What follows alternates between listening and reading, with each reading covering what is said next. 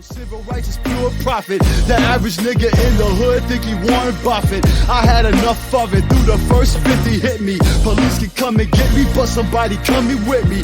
Check 1, 2. If the shit don't stop, in another 50 years there won't be no hip hop. You heard it here first. Live from Audio Coke News, Legacy City. Yeah. Pop.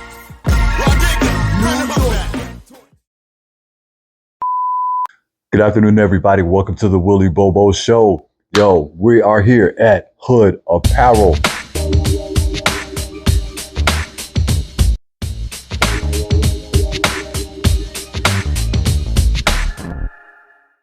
My man Walter, how are you today, baby? Doing good, man. Indeed. I see you are fresh dressed as $1,000,000 with the fly Hood Apparel on. Yo, I love it. We're gonna get this started off freshly, brother. You know what I'm saying? Walter, Dillon, tell them exactly who you are, man. Originally from New Orleans, Louisiana, 10th Ward to be exact, Walter Dillon. The greatest of 8. I was the oldest of 8 children.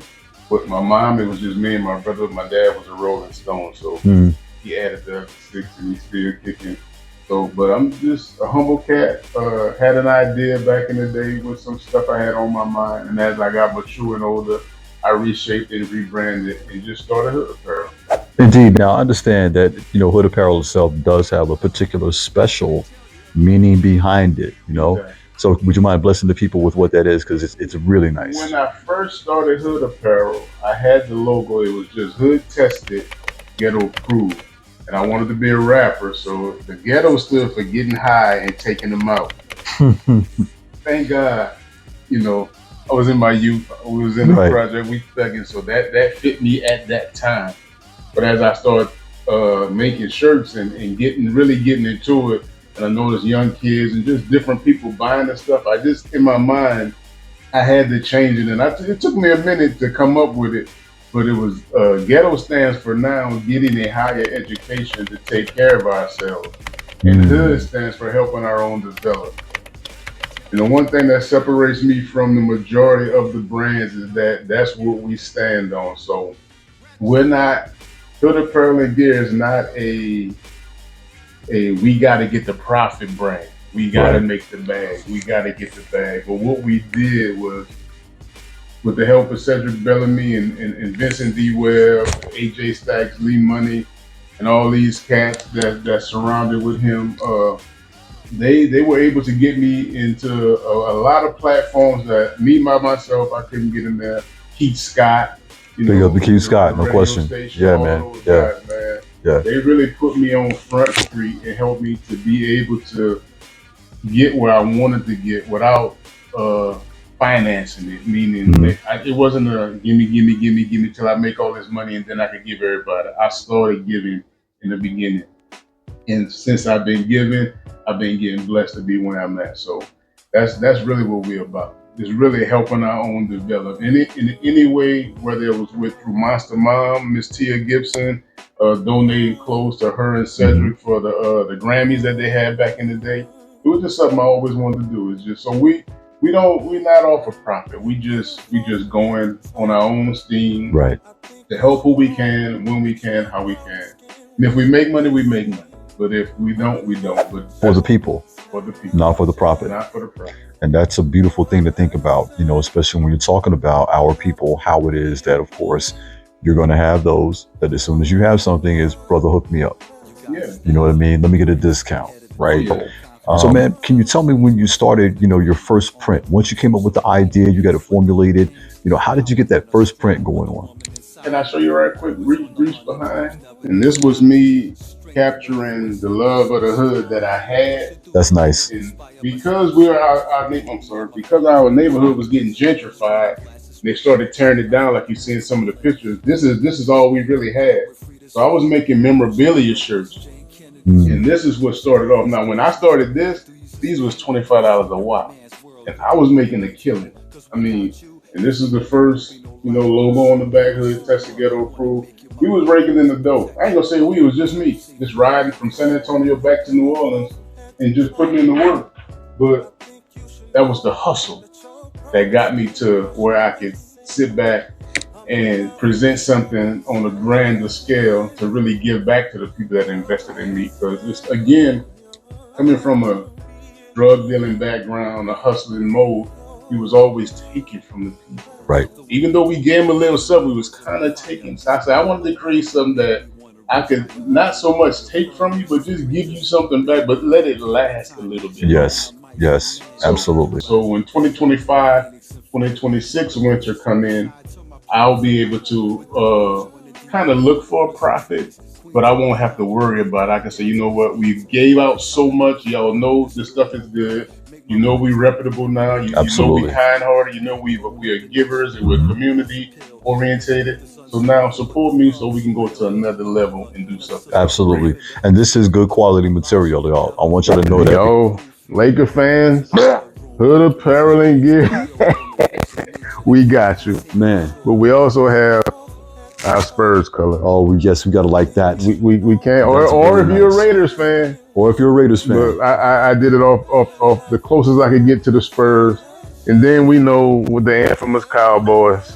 Yeah, you got to have those. You got to have the Cowboy color. But I like that cream look on the varsity arm. Yeah. That's real nice. It's not that bright white like my first original Hood Apparel and Gear jacket with the 10 on there. Still dope, though. But if you look at the different logos, this is the original backplate, Chanel stitched, hood tested, ghetto approved. And these, if you know, this was the very first, well, it's the second set of shirts that I came out with. And you can see everything is poorly done, but this was the best that I could do at the time. Hey man, it's classic. And from this, what you guys see right here is really my heart's desire, and that's Hood Apparel. Like I said, we have 13 different colors of tracksuits. We have some I call these heavy winter joggers.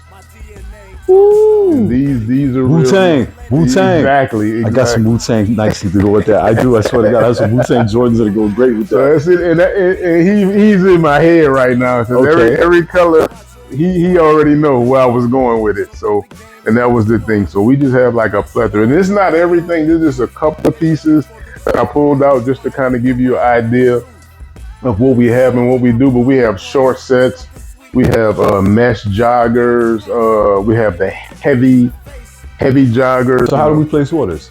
You place orders usually by calling me. I took the website down only because I just have what I have in, and I didn't want to create a suction to where I'm waiting on suppliers. True. So most people, 210-249-1026, or go to Hood Apparel and Gear on Instagram or Walter Dillon on Facebook. And check us out. And if you see anything you like, just hit me up. And if I can recreate it and get it to you, or if I have to do a back order thing and try to get it up front, we'll take care of everything for you.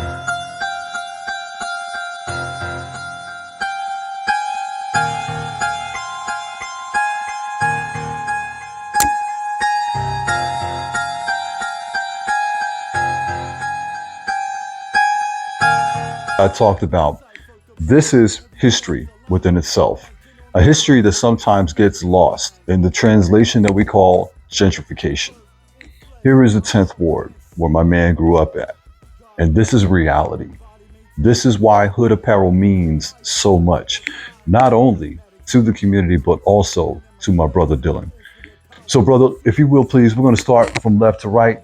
Can you please tell me about this first original photo? What was this building and how do you remember it?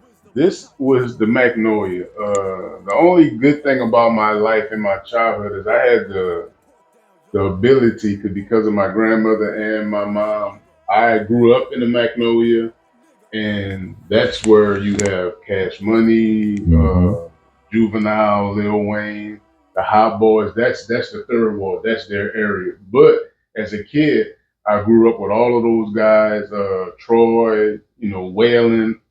A lot of the name Ronald Camuch, a lot of people know those are big names in the game. But for the most part, I was just able to go back home and start taking these pictures as they started gentrifying the neighborhood, not knowing really what gentrification meant at the time. It was a new word in our culture. We from the hood, we didn't get all of that. literature and all of those words that really get with meaning. But as I got older and a little wiser, then I understood. But we just thought they were just going to tear them down and remodel them. And now they got townhouses and condos or what have you. But that's the third ward. This is Willow Street right here. And I lived at 2806 Willow Apartment D, further down, going back the other way. So this is the third ward. This is a piece of history right here. Right off of Louisiana, the street Claiborne is right behind. And most of the people know the Popeyes and the McDonald's. All of that stuff is still up to date.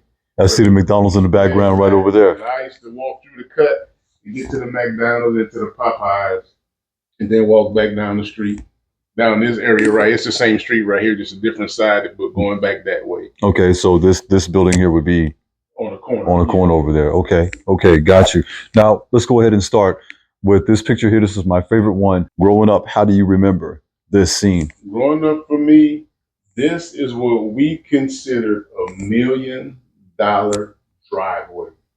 This is $1 million. We call them front courts, and it's not the court with the RT, just the front court. This was the front court that was down on St. Thomas, and everybody that sold something heavy was in there. Anybody that had something heavy was in there. Now the rough side is in the back of these, what we call the driveways. That's where a lot of the stuff went down. But this is when I saw this and I took a picture of this, it came. If I was a rapper, it'd be my dirty, my grimy, my gritty, but I still love my city. I love it. My dirty, my grimy, my gritty. But I still love my city. No question. I mean, this is everybody who was anybody who tried to sell, wanted to sell, tried to jack, wanted to jack. This was the spot right here. This was the jungle. This was the jungle. This was to me, this was the trap of the hood right here. They have other sections, but this was the most lucrative money-making spot in the project. Insane. Love it, baby. But insane, right? Insane.